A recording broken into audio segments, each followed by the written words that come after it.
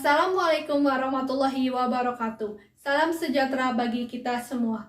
Yang terhormat Bapak Rio Kurniawan selaku dosen pembimbing mata kuliah Bahasa Indonesia dan teman-teman semua yang saya cintai. Terima kasih atas waktu yang diberikan kepada saya untuk membawakan pidato singkat tentang pentingnya pendidikan untuk membangun generasi muda yang berkarakter. Dan harapan saya semoga apa yang saya sampaikan dari pidato singkat ini dapat memberikan manfaat baik bagi saya pribadi dan untuk teman-teman semua yang melihat video ini. Marilah kita panjatkan puji dan syukur atas kehadirat Allah Subhanahu wa Ta'ala, atas karunia dan nikmat serta kesehatan yang telah diberikan kepada kita semua. Tak lupa, marilah kita sanjungkan salawat serta salam kepada junjungan kita Nabi besar Muhammad SAW yang telah membawa kita keluar dari zaman kegelapan menuju zaman yang terang benderang saat ini. Semoga kita diberikan syafaatnya pada yaumil akhir kelak. Amin. Berbicara tentang pendidikan di Indonesia, kita tidak pernah lepas dari seorang figur yang familiar dalam dunia pendidikan, di mana 132 tahun yang lalu, tepatnya 2 Mei 1889, seorang putra dilahirkan. Dialah salah satu putra terbaik yang pernah dimiliki bangsa ini. Dia kita kenal sebagai pelopor pendidikan dan sebagai bapak pendidikan dan juga merupakan salah satu tokoh perjuangan dalam merebut kemerdekaan. Ki Hajar Dewantara. Begitulah beliau kita panggil. Beliau adalah figur dan seorang tokoh panutan yang memperjuangkan hak-hak kita untuk dapat menikmati dan mengenyam pendidikan yang pada masa itu hanya dapat dinikmati oleh para bangsawan dan kaum priai. Semangat dan kegigihan beliau sudah sepantasnya menjadi teladan bagi kita semua dalam menuntut ilmu. Terlebih lagi kita saat ini hidup di alam kemerdekaan tanpa intimidasi dan diskriminasi. Kita adalah sebagai generasi penerus bangsa yang hidup di tengah-tengah persaingan global, baik itu di bidang ekonomi, teknologi, dan informasi, juga dalam persenjataan dan pertahanan. Kita hidup dalam kemajemukan baik suku, budaya, ras, dan agama, yang mana semua itu menjadikan kita sebagai bangsa yang besar, namun di sisi lain, semuanya itu dapat menjadi bumerang bagi kita sendiri, jika kita masih hidup dalam dunia kebodohan.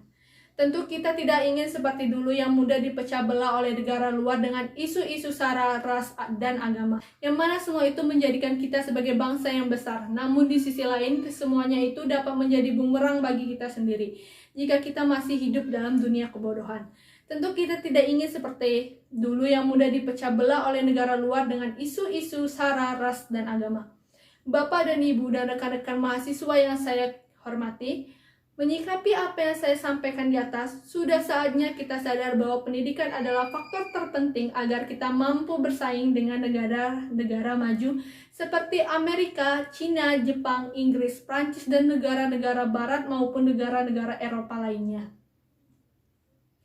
Sudah saatnya bangsa ini menjadi bangsa yang mandiri dalam segala aspek, baik itu ekonomi, politik, budaya, teknologi, dan aspek-aspek lainnya.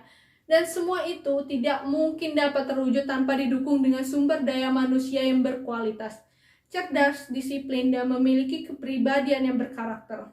Sudahkah kita memiliki kemampuan untuk bersaing dengan negara-negara maju? Dan sudahkah kita menjadi bangsa yang mandiri? Harus kita akui, kita masih jauh dari semua yang dicita-citakan para pejuang yang mendahului kita. Bahkan sangat miris kita juga harus mengakui bahwa masih banyak di luar sana orang-orang yang tidak mampu mengenyam pendidikan hanya karena faktor ekonomi. Dan sebagian lainnya hanya sampai tingkat dasar karena rendahnya kesadaran tentang pentingnya pendidikan. Mereka lebih memilih bekerja keras sejak usia dini untuk mendapatkan penghidupan ketimbang duduk di bangku sekolah yang mereka anggap hanya menambah beban hidup dan membuang-buang waktu saja. Lemahnya kesadaran akan pentingnya pendidikan dan terbatasnya ekonomi menjadi dua penyebab terbesar para orang tua enggan menyekolahkan anak-anak mereka. Tentu ini menjadi tugas kita semua sebagai elemen bangsa agar semua permasalahan tersebut dapat terselesaikan. Mencetak generasi muda yang cerdas dan berkarakter dapat tercipta dengan adanya dukungan dari semua elemen. Pemerintah hendaknya memberikan kemudahan dan meringankan bagi mereka yang tidak mampu secara ekonomi, baik itu dengan program-program sekolah gratis maupun tunjangan beasiswa lainnya. Dan untuk lembaga-lembaga pendidikan, hendaknya terus menggali dan menerapkan sistem pendidikan yang bermutu, dan untuk para orang tua, hendaknya menjadi motivator bagi anak-anak mereka untuk semangat menimba ilmu. Dan terakhir, kita sebagai pelajar hendaknya konsisten dan bersungguh-sungguh dalam belajar dan menempuh pendidikan sampai ke jenjang yang lebih tinggi. Dengan adanya dukungan dari semua komponen dan mensinergikan semua elemen dalam satu pemikiran dan cita-cita untuk memajukan pendidikan, bukan suatu yang mustahil negara ini akan mampu menjadi negara yang besar, maju, dan disegani oleh negara. Terlebih lagi, Indonesia pada hakikatnya adalah negara yang kaya akan sumber daya alamnya. Dan jika dikelola dengan sumber daya manusia yang cerdas dan berkualitas, tentu sangat mudah untuk menjadi negara yang mandiri dalam bidang ekonomi. Sebelum saya akhiri pidato tentang pendidikan ini, kembali saya tekankan, baik itu untuk diri saya pribadi dan teman-teman semua, bahwa pendidikan tidak mengenal usia, status sosial, dan tidak dibatasi oleh ruang lingkup sosial, dan tidak ada kata terlambat untuk belajar. Demikian yang dapat saya sampaikan dari pidato singkat tentang pendidikan dan kesempatan ini. Dan apabila ada tutur kata yang kurang berkenan, saya mohon maaf atas segala kekurangan. Wassalamualaikum warahmatullahi wabarakatuh.